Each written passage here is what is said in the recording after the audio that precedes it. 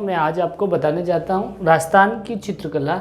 ये राजस्थान की चित्रकला क्या है, जब 1500 शताब्दी में जब मुगलों का आक्रमण हुआ था, 1500 से 18वीं शताब्दी के अंदर, जब सबसे पहले मुगलों का आक्रमण मुगल था बाबर ने भारत पर आक्रमण किया था। फिर उसके बाद में उसका दत्तक पुत्र था, उसका पुत्र था हुमायूं। ठीक है। फिर इन्होंने तो युद्ध किए थे भारत में। ठीक है। फिर इसके बाद में इनका हुमायूं का पुत्र था अकबर। क्या था? अकबर था। अकबर ने राजस्थान के अंदर राजपूताना यानी राजस्थान के अंदर युद्ध करने के बजाय अपने सभी राजस्थान के राजाओं को लगभग अपने अधीन कर लिया। मतलब उनको अपने अधिकार में ले लिया या समझौता कर लिया, ताकि अधीन करने से युद्ध नहीं करने पड़े। ठीक है। अकबर को युद्ध नहीं करने पड़े। बस 2-4 राजा थे। अकबर है, सूर्यवीर सिंह है, ऐसे 2-4 राजा थे। नहीं, महाराणा प्रताप है, सूर्यवीर सिंह है, चंद्रदेव हैं, रायसेन हैं। इन राजाओं ने इनकी अकबर की अधीनता स्वीकार नहीं की थी। ठीक है। तो फिर जब युद्ध इनको कम ही करने पड़े, तो तब इन्होंने खाली समय में मतलब चित्रकला को प्रोत्साहित किया। ठीक है। तो इसलिए ये अगर चित्रकला का काल पूछा जाए तो 1500 से 18वीं शताब्दी तक का है। 18वीं शताब्दी तक का है। ठीक है। और एक इसमें स्वर्ण काल पूछा जाए, चित्रकला का स्वर्ण काल पूछा जाए तो अकबर के समय में मतलब 17 से 18वीं शताब्दी के बीच, 17 से 18वीं शताब्दी के बीच। ठीक है। ये स्वर्णिम काल है। ठीक है। ये स्वर्णिम काल है। फिर इसके बाद में जब इसको ऐसे भी कह सकते हैं कि चित्रकला का स्वर्णिम काल कब था, जब अंग्रेज आए थे और मुगल आए थे। ठीक है। इसको मैं रफ कर लेता हूँ।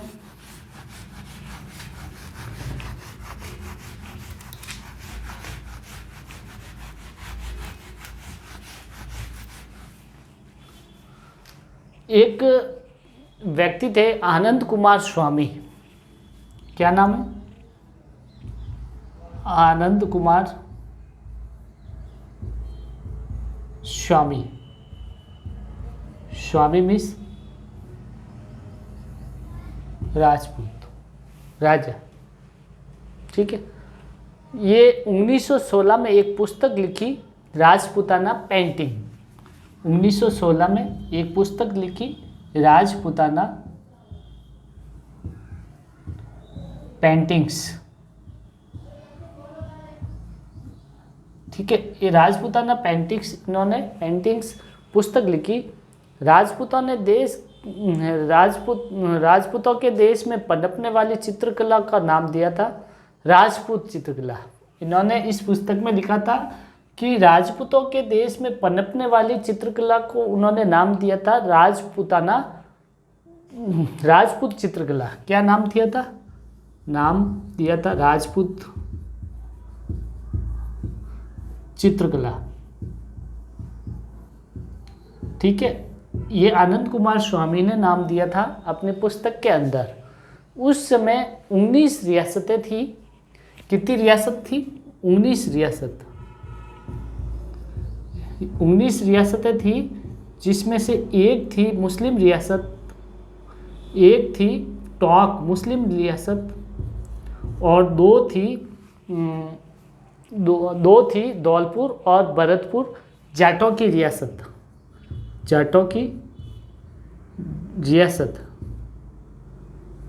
रियासत है। ठीक है। दो तो थी जाटों की और एक थी टोंक की, तो 19 में से 3 घटा दिए तो पीछे बचे 16 रियासतें राजपूतों की थी। 16 रियासतें राजपूतों की थी। ठीक है, तो इसमें क्या हुआ कि 16 रियासतें थी राजपूतों की, तो इसलिए इन्होंने इन्होंने राजपूत चित्रकला कहा गया है। क्या कहा गया? इसलिए राजपूत चित्रकला कहा गया है आनंद कुमार स्वामी ने इसको।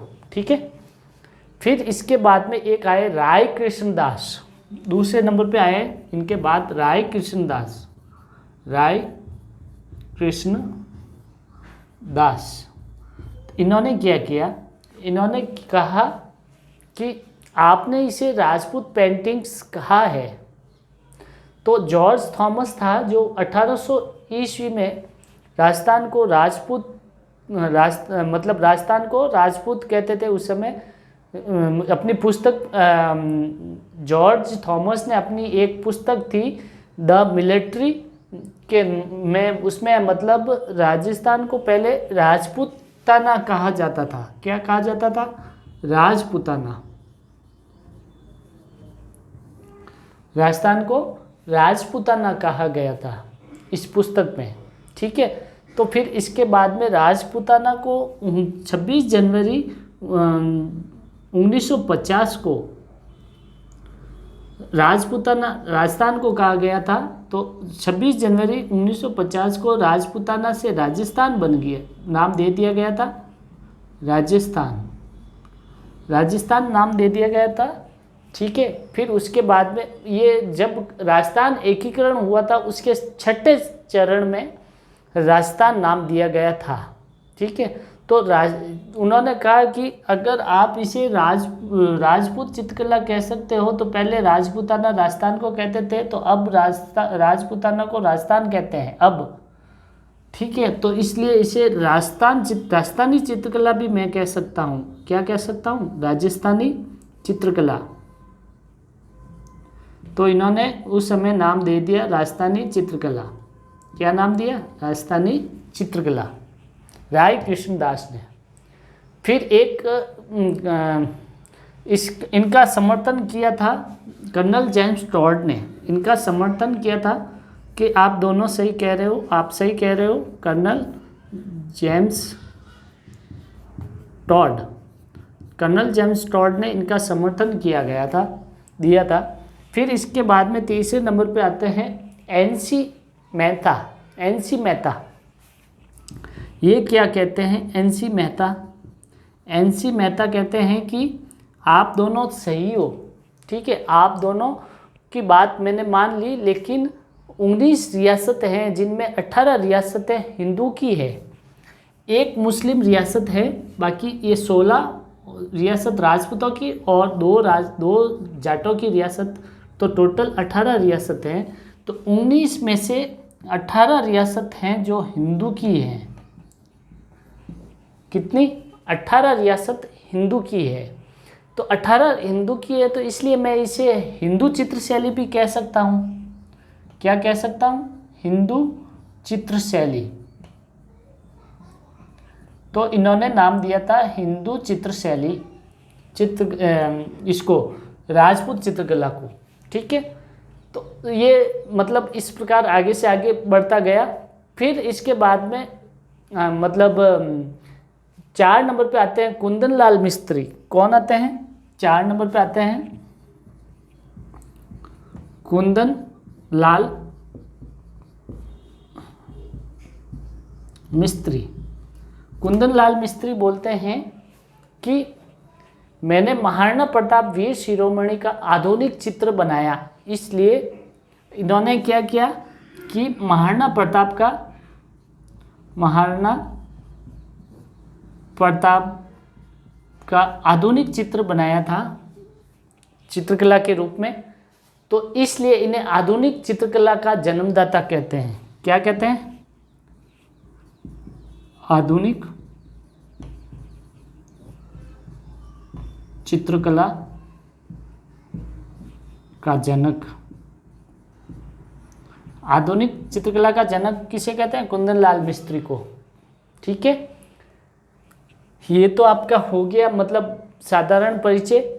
ठीक है, अब इसकी मैं आपको विकास यानी उत्पत्ति की बात बता दूंगा कि चित्रकला की उत्पत्ति कैसे हुई। ठीक है,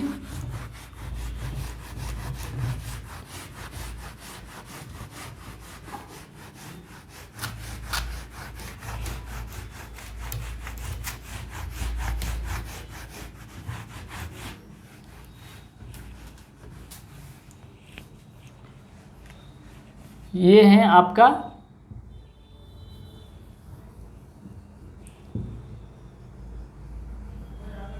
राजस्थान।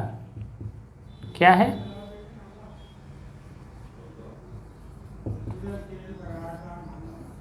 राजस्थान। राजस्थान के ठीक नीचे की तरफ एक बड़ा सा प्रांत हुआ करता था पहले, जिसका नाम था मुंबई। ठीक है, इसको दो भागों में डिवाइड किया ऐसे। ठीक है, तो इस दो भागों में तो दो राज्य बना दिए। तो पहला बना ऊपर वाला राजस्थान के जस्ट नीचे वाला साइड वाला, इसको बना दिया था गुजरात, और इसको बना दिया था महाराष्ट्र। क्या बना दिया था? महाराष्ट्र। अब देखिए, महाराष्ट्र के अंदर अजंता की गुफाएं हैं। यहाँ पे क्या है? अजंता की गुफाएं। अजंता की गुफाएं। यहाँ पे क्या होता है कि यहाँ पे अजंता की गुफाएं हैं, जहाँ पे यहाँ पे बहुत शैली के चित्रण किए गए हैं, चित्रकारी की गई है, बहुत शैली की चित्रकलाएं की गई थी, बहुत शैली महाराष्ट्र में। ठीक है, यहाँ पे अजंता की गुफाओं में चित्रकला की एक विशेषता, एक ही विषय था कि वो बहुत शैली के ऊपर ही चित्रण किए गए थे। ठीक है, फिर यहाँ है गुजरात। गुजरात में एक जैन शैली बहुत ज़्यादा प्रभाव छोड़ा था, जैन शैली ने, जैन शैली। ठीक है, जैन शैली के यानी जैन संप्रदाय के लोग यहाँ पे जैन शैली का चित्रण किया करते थे। तब यहाँ से मतलब एक यहाँ से अरबों ने आक्रमण किया। किसके ऊपर? महाराष्ट्र के ऊपर। अजंता एलोरा की गुफाएं हैं जहाँ पे। तो यहाँ से ये बहुत चित्रकार थे, बहुत शैली के चित्रकार थे, जो यहाँ से भागकर सीधे गुजरात आ गए। कहाँ आ गए? गुजरात, यहाँ पे आ गए। तो यहाँ पे ऑलरेडी गुजरात के अंदर जैन शैली भी थी, और ये और आगे तो यहाँ पे हो गई बौद्ध शैली भी हो गई। कौन सी हो गई? बौद्ध शैली। दो शैलियाँ हो गई, लेकिन इन्होंने वैसे मना भी तो किया था कि हमारी शैली के चित्रण नहीं करोगे। तब ये तो बात की बात है, फिर उन्होंने ऐसा किया, फिर यहाँ रहे। तो यहाँ पे 90% तो मतलब विकसित हुई थी जैन शैली, और 10% विकसित हुई थी बौद्ध शैली। ठीक है, अब इन दोनों का मिश्रण करके ये यहाँ से ये मेवाड़ की तरफ आ गई, राजस्थान के अंदर। कहाँ आ गई? मेवाड़। इन दोनों का मिश्रण यानी इन दोनों का अपभ्रंश शब्द बोल सकते हैं। जो यहाँ आ गई मेवाड़ में, तो यहाँ बन गई ये मेवाड़ शैली। ठीक है, मेवाड़ शैली बन गई। दोनों शैलियों का मिश्रण मेवाड़ शैली है। ये राजस्थान में सर्वप्रथम आई थी। कौन सी आई थी? मेवाड़ शैली सर्वप्रथम आई थी। सर्वप्रथम मेवाड़ शैली, सबसे प्राचीन शैली मेवाड़, है ना। फिर राजस्थानी चित्रकला का मूल शैली, इसको राजस्थानी चित्रकला की मूल शैली भी बोलते हैं, क्योंकि ये सबसे पहले राजस्थान में आई थी। मूल शैली भी बोलते हैं। ठीक है, और दोनों शैलियाँ हो गई। तो इनकी गुजरात से जैन शैली, गुजरात की तो जैन शैली थी 90% इसमें मिलीन हो गई, और 10% है जो ये भी इसमें हो गई बौद्ध शैली इसमें मेवाड़ में, तो मेवाड़ शैली बन गई। ठीक है। फिर इसके पश्चात क्या हुआ कि अगर पूछा जाए राजस्थानी चित्रकला में सबसे ज़्यादा कौन सी शैली से प्रभावित है, राजस्थानी चित्रकला अगर पूछा जाए तो राजस्थानी चित्रकला में सबसे ज़्यादा कौन सी शैली से राजस्थानी चित्रकला प्रभावित है, तो आपका क्वेश्चन होगा जैन शैली 90%। ठीक है। सबसे ज़्यादा कौन सी शैली से प्रभावित है, तो जैन शैली से प्रभावित है। ठीक है। इसके बाद में मैं बात करता हूँ, इसके बाद में आगे से आगे जो शैलियाँ बनती गई, जैसे मेवाड़ शैली, ये तो है ही है सबसे पहले मेवाड़। फिर इसके बाद में आती है मारवाड़ शैली, जोधपुर मुख्यतः मारवाड़ शैली। फिर इसके बाद में आती है आपकी किशनगढ़ शैली, बनी ठनी के नाम से जाना जाता है किशनगढ़। ठीक है। फिर इसके बाद में आपके आती है जयपुर शैली।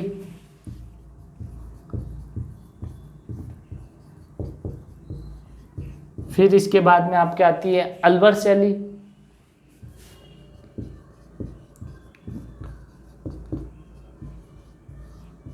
फिर इसके बाद में आपके आती है आमेर शैली।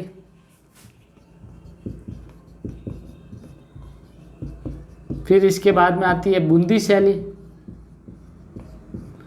इसके सारे के सारे विस्तारित मैं नेक्स्ट वीडियो में बताऊंगा। आज के लिए आपका इतना ही। ये आपका चित्रकला का पार्ट 1 मैंने आज आपको करवाया है।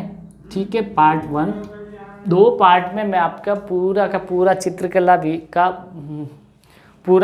मैं आपको चित्रकला टॉपिक में कंप्लीट कर दूंगा 2 पार्ट में। आज के लिए इस वीडियो में इतना ही। ठीक है। Thank you.